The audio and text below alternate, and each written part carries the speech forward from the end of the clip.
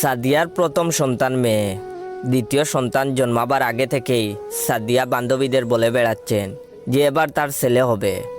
অবশেষে সেই শুভক্ষণ এলো। সাদিয়া একগাল হেসে সবাইকে বললেন, কি বলেছিলাম না? নার্সিং হোম থেকে ছেলেকে বাড়ি আনার পর বান্ধবীরা দল বেঁধে সাদিয়ার বাড়ি এলো তার ছেলেকে দেখতে।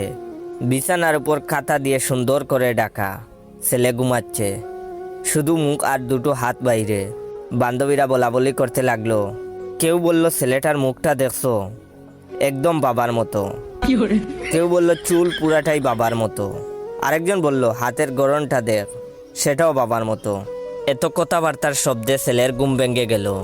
সে হাত পা ছুটতে শুরু করলো। তাতে কোমর থেকে খাতা গেল সরে। অমনি সবার চোখ কপালে। আর সবাই বলল, এ কি রে সাদিয়া, তুই যে বললি ছেলে হয়েছে। তখন সাদিয়া গম্ভীর গলায় বলল, ছেলের ছবি কি বাবার মতো হবে? মার মতো কি কিছুই হবে না।